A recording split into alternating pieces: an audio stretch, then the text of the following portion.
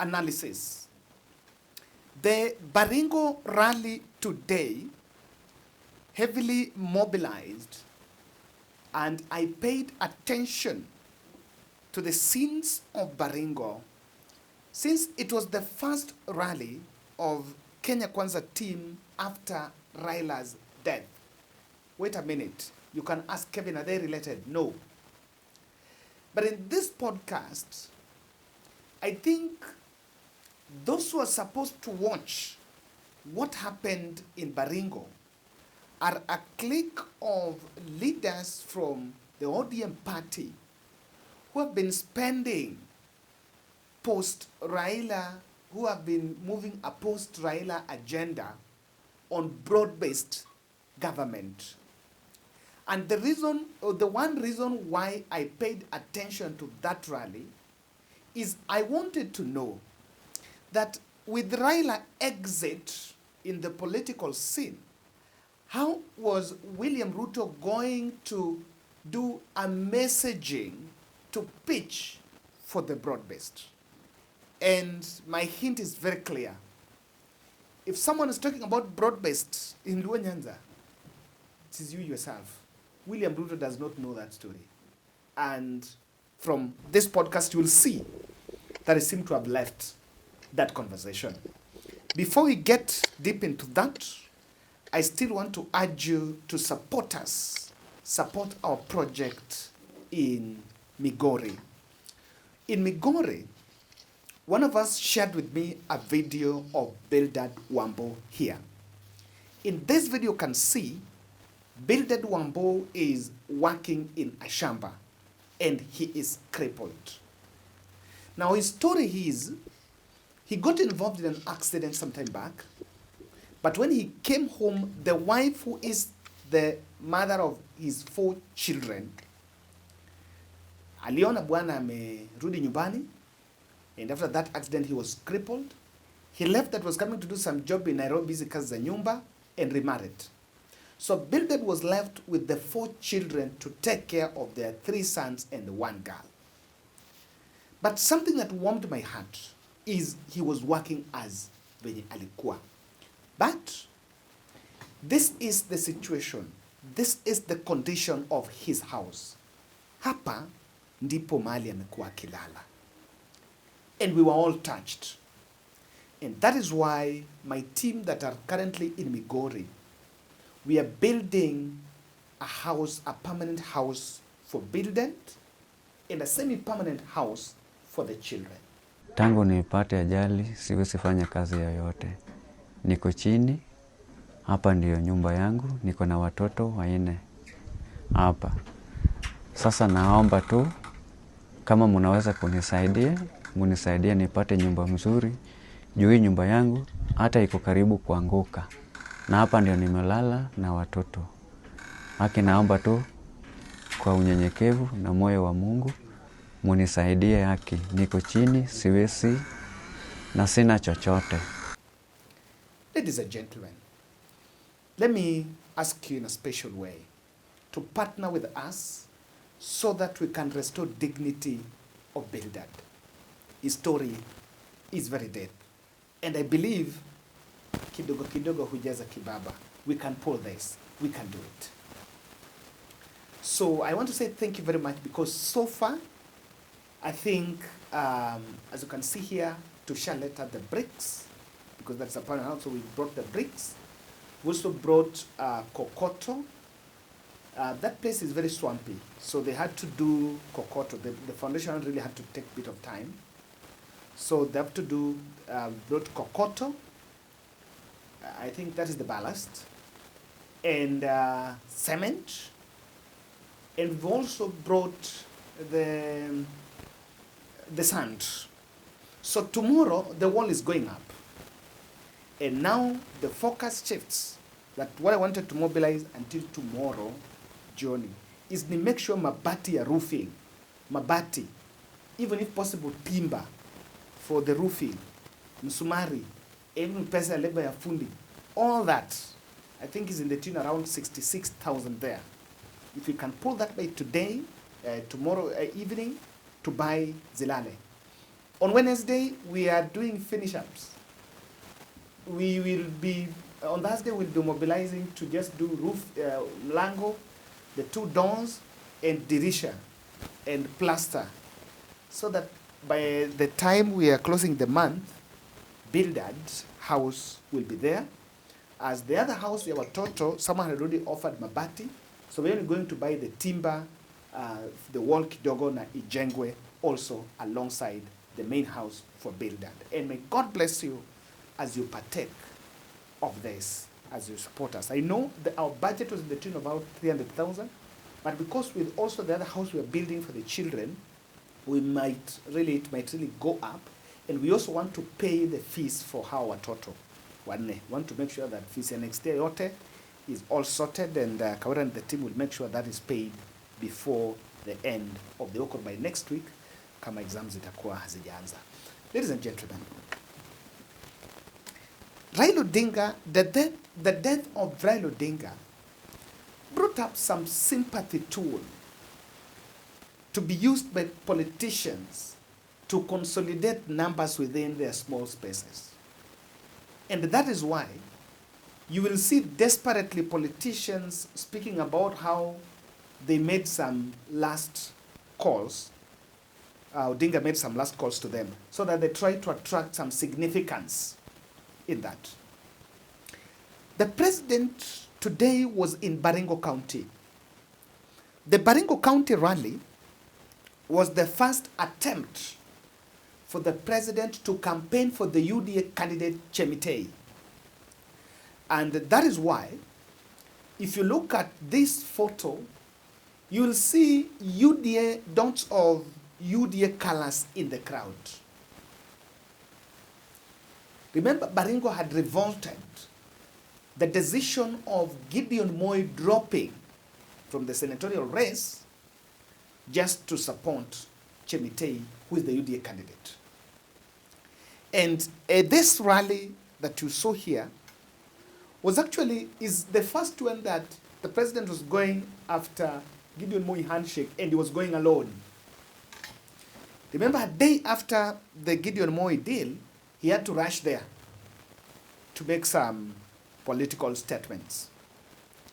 At the moment, there are also serious insecurity threat in the North Rift emerging now, and I honestly feel that the language, we just seem to have a lot of tough talk on this issue of bandits, but it is not accompanied by some right actions. But that is just it. Some supporters were clothed in UDA colors and scattered in the crowd.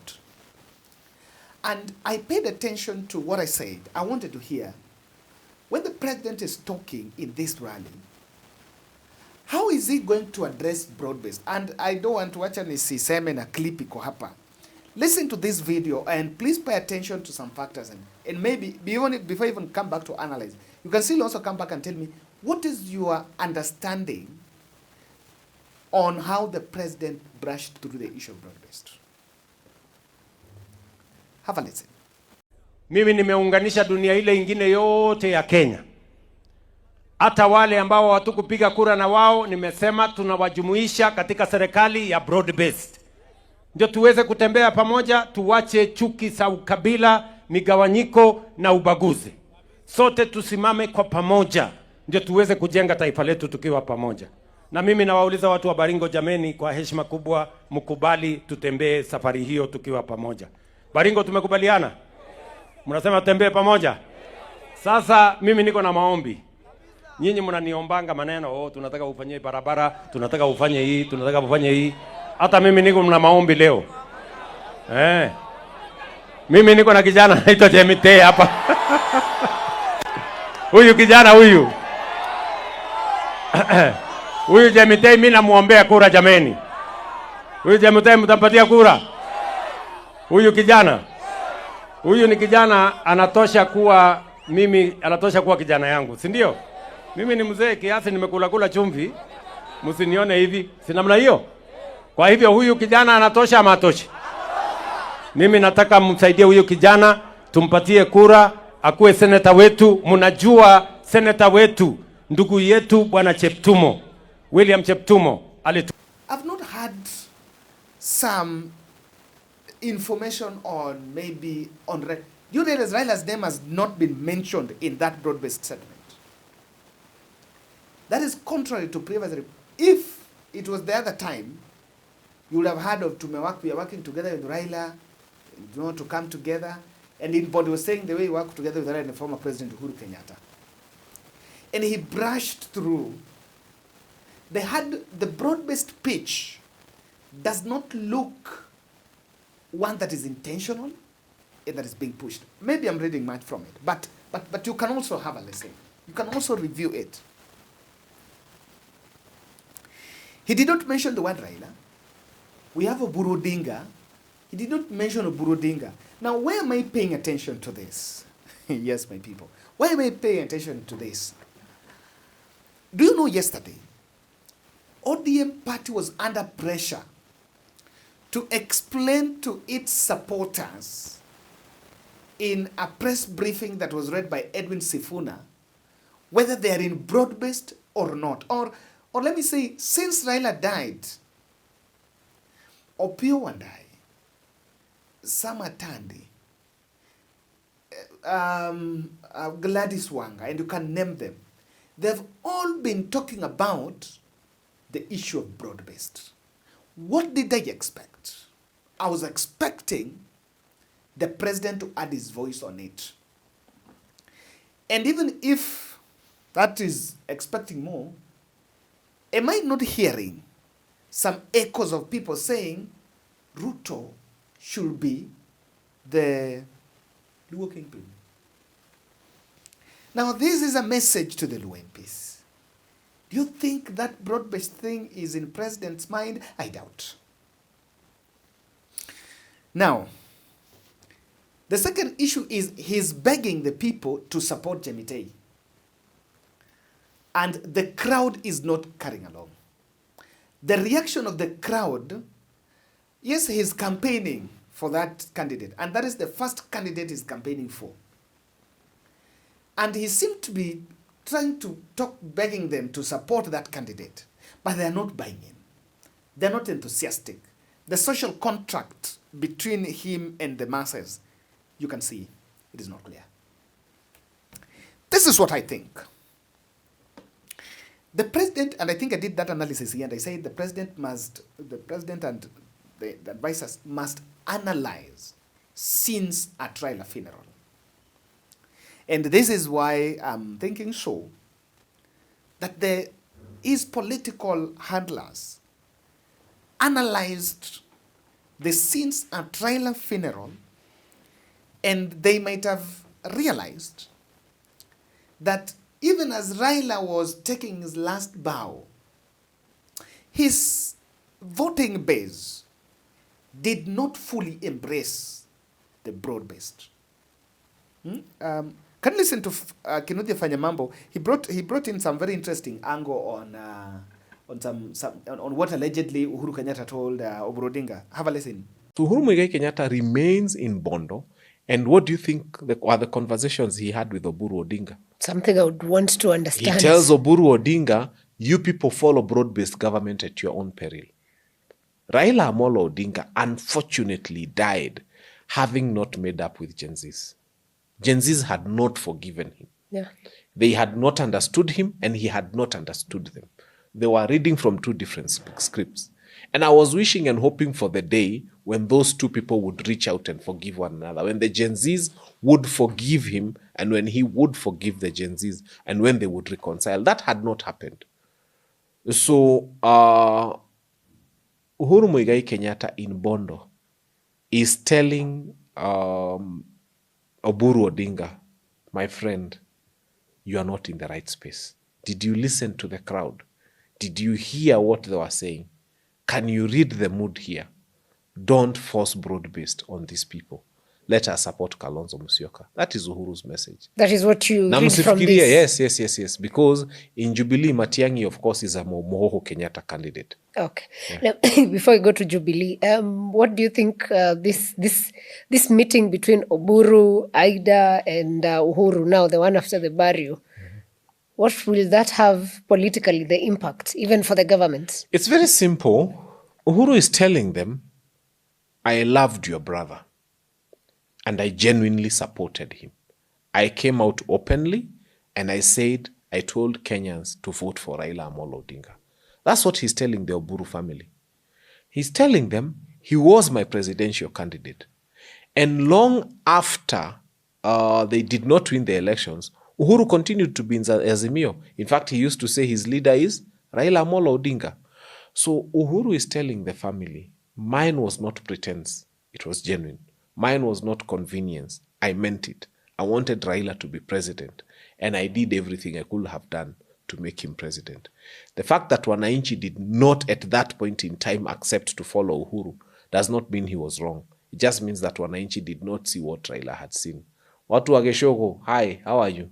Do you know where Mother Karua would have been? Story for another day. So now the people of Geshogo are also asking themselves very hard questions. This would have been Mother Karua presidency. Yeah. Literally, Mother Karua would be president today. Now, that is what I'm saying. And one of the things why he's also struggling, that seems to be come up is, remember in Bondo, the president said he will not allow ODM to move on the side of the opposition. And political observers looked at, saw that as an attempt to take over the ODM party. Now, when we analyzed that video, and I looked at the comment section, I realized the country was united in feeling that the president taking over ODM party is part of a wider scheme to kill that party. And that would attract more hate from that side. And maybe the president is clearly disassociating from ODM. The earlier, the better. Did you hear what Otiendamolo said here? The case here. In my understanding, the president could only have been referring to the broad-based government because there is no way President William Ruto, who's the leader of UDA, can then speak for ODM, which is, for all intents and purposes, a party in competition with UDA. It is my understanding, and that is why all were united in strengthening the party. Whether we decide to support William Ruto in 2027 by not having a candidate, whether we decide to have a candidate to run against William Ruto, whether we decide to, if you want, accept William Ruto as a candidate in our party, the first thing that must be done is that ODM must be strong as a party. I'll want to show you other unsuccessful attempts to get people chanting TUTAM. And Kiprono Chemitei, who is the candidate the president was campaigning for, and is the person who has been on the ground mobilizing people for the president. And I want to believe is the person who probably was given money to give those who are putting the yellow caps, the yellow merchandise. He is listening to his speech on TUTAM. There is nothing more maybe to admire here. Your Excellency, watu wakanipigia kura kwa wingi wakati nilishinda kama nominee wa chama cha UDA. Mimi nikakuja kule Nairobi, nikasema Mheshimiwa Rais wa Jamhuri ya Kenya, yeye ni mzee kama baba yangu. Nikaendea baraka na nikaendea mate. Kwa hivyo nikisimama hapa leo, niko na kibali ya Mwenyezi Mungu, niko na kibali ya wananchi wa Baringo, na niko na kibali ya Excellency the President of the Republic of Kenya. Sio ni magofi jameni. Ya pili, Your Excellency, mimi nilizunguka hii Baringo yote wakati niliomba kura. Nikasikiza ile kazi umefanya. Hawa wananchi wa Baringo wanaelewa vilivyo ile kazi umewafanyia, na wamesema mpaka hapa ni miaka 3 ukiwa rais wa Jamhuri ya Kenya, na hiyo kazi umefanya, wamesema hiyo inatosha 2 term. Sasa hii ukisimama hapa wewe umefuka ile mpaka ya 2 term. Lakini Your Excellency, kuna mambo mengi ambayo yameitisha, na mimi nimeshangaa wakati nimetembea na Mheshimiwa Rais, nimejaribu kueleza Baringo kuna barabara inaitwa, anajua yote. Mheshimiwa Rais ako na orodha ya Baringo mzima. Makila, is it Baringo North MP? Baringo North MP in the same rally. This is a member of parliament. Interestingly, he tried to bring up apologies from some MPs or some leaders who were supposed to attend that event and they were not there. And it is him who even tried to even drag in the issue of Wamunyoro. Throughout his 2-minute speech, the audience, the crowd is flat. Kule North Baringo awasalimie na utoe Rais wa 5 ya Jamhuri Mheshimiwa William Samoei Ruto, hapa Kabarnet tunakukaribisha na TUTAM. Hata kama ingewezekana ingekuwa long term. Au namna gani? Senatosha long term. Mpaka stadium tumalize. Mpaka kila kitu tumalize Kenya hii.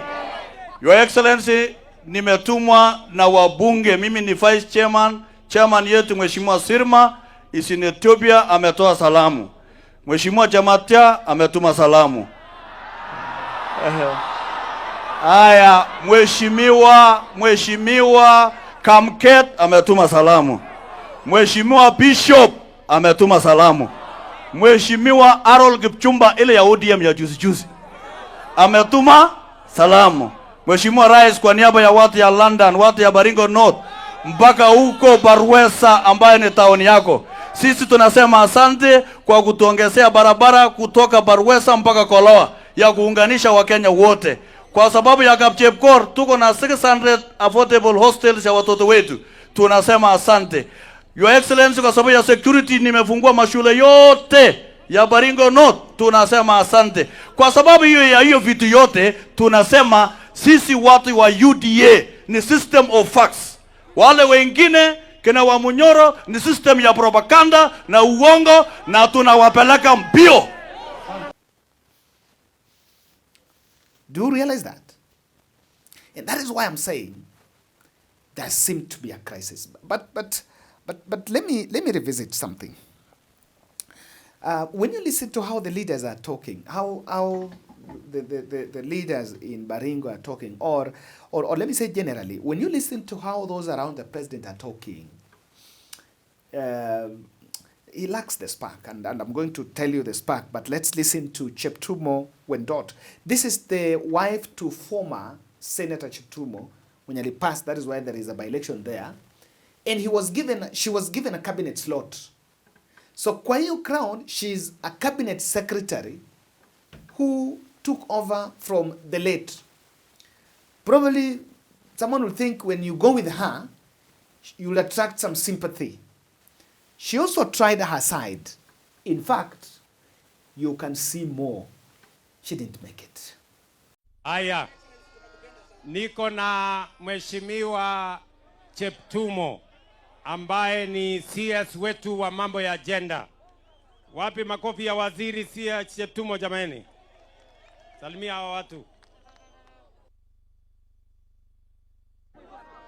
Your Excellency, the President of the Republic of Kenya, tuko hapa siku ya leo kusema asante sana kwa kututembelea Baringo.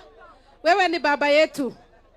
Kwetu tunasemanga baba akikuja, ngapkegonye baba yake letakiambe dunet baba yake ngwecha nyun. So leo tumechinjiwa.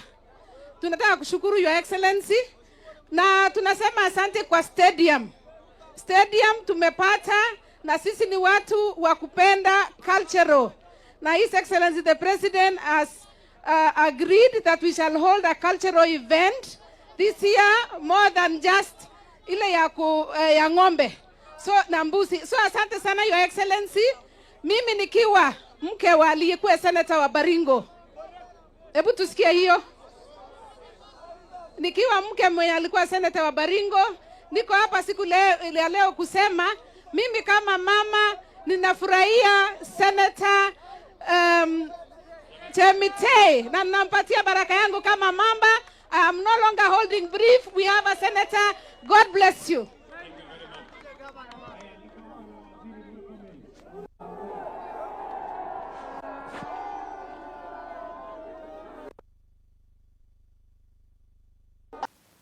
The audience is unbothered, is detached of his speech, of her speech. Now, this is one thing I seem to see here. For the last 3 years, since 2022 general election, our politics never lacked hate object.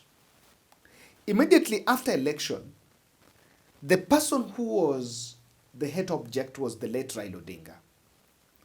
Of course, you remember the conversation about election was rigged, the cost of living protest, and it went all through. So that was the hate object by then. Then, after the Gen Z protest, President made a very drastic decision and had a handshake with Raila. Then, 3 months later, Rigathi Gachagua was impeached. Now, after Rigathi Gachagua was impeached, he's become a big monster. He's become a big thing in the Kenyan political space. And Rigathi now has been the hate object, the punching bag for the Kenya Kwanza team. Okay? And that is why, when Raila Odinga died, people tried to create the wedge. You know, Rigathi this, Rigathi. There have been a lot of conversation, and he kept quiet. He actually decided to keep quiet. And that, I need to say, the fact that Rigathi took a backseat in all this is very clear that opposition, there is no opposition without Rigathi. Rigathi nyamazad, hey, Kalonzo nyamazad. Matiang'i is just seen eating some osuga in some hotel after coming from Bondo. He's not seen. I don't know where is Eugene. Since the last time I saw him in Bondo with some cows, I don't know where is he. Now, the inactiveness of the sit-back strategy of decision by Rigathi has denied the president some objects to generate a political narrative to go to the people. So he's holding back on this and that. Clearly, the emotional touch that politicians were used to is not there. I need to explain in the next few minutes why the Ruto speech on broad-based, the broad-based agenda has deflated since the death of Raila Odinga. But take a minute, guys, and still reminding you to support us. We are almost in the final stretch of a project to support Build a House for Bildad Wambo, the single father of 4 in Migori, who is involved in an accident, is crippled, and was really captured just working in some shamba, despite the fact that he's that crippled. And we're building up a house for him and another one for the children. So we are reaching out to you to help us so that we can achieve that dream. And our last stretch, which for better part of tomorrow, we are looking for around 66,000 to be able to buy mabatis, to be able to get timber, and just all the roofing. And that is why there we put the Mabati challenge, just the roofing, so that we finish that, and we'll then cap it up by the other part, the windows. Ruto understands that he would want ODM MPs and experts, or rather, he understands that the ODM MPs and experts are now vulnerable after the death of Raila, and that broad-based agenda is now a manipulation tool. And to be specific, it is a manipulation tool for the Luo voter. That is it. I'm yet to hear an MP from Western, from Coast, from any other part of the country worshipping that broad-based. It is only the two experts from Luo and some 2-3 MPs from the same region. And Ruto has realized it. And this, and according to me, what I see here is that he's plotting a plan B. And the plan B is to make sure that the broad-based is only the Nyanza, the Luo thing. It's only in Luo there. Elsewhere, he's going to speak another language. He's going to look for a plan B. And that is why I started this podcast by saying the team need to be very cautious about it. The other observation I make here, the ODM position of supporting President Ruto until 2027, which was contrary to the previous push to, endorse President Ruto now immediately after Raila's death, seem to have annoyed the president. After the death of Raila, we know very well Odinga was qualified for a state funeral, but it had to take president's choice to accord him. By the way, on a side note, nimesikia, you remember when Orengo said that Jaramogi was not given a state funeral? We understand Jaramogi died in Aga Khan. He was flown to Nairobi by a military plane. But by the time they were supposed to go back to Kisumu, flown back by a military plane to Kisumu, Kina Orengo, who were in that plane, the plane in Peleka Jaramogi in Nairobi, walikata. I got that information somewhere in these corridors. Now, the ODM position, what he always wanted is ODM to worship him now and do it now. The fact that they're not towing that line does not sit well. And lastly, the Raila sympathy vote may not go beyond Nyanza. If Ruto is supposed to get some sympathy vote because he gave Raila state funeral, or because it was the last time was with Raila, that sympathetic vote is not a national vote. And in fact, even in Nyanza, it is a very small vote. What do you think? I want to read your feedback. Why do you think the president has dropped Raila's name on the broad-based pitch in that hostile rally in Baringo? Thank you.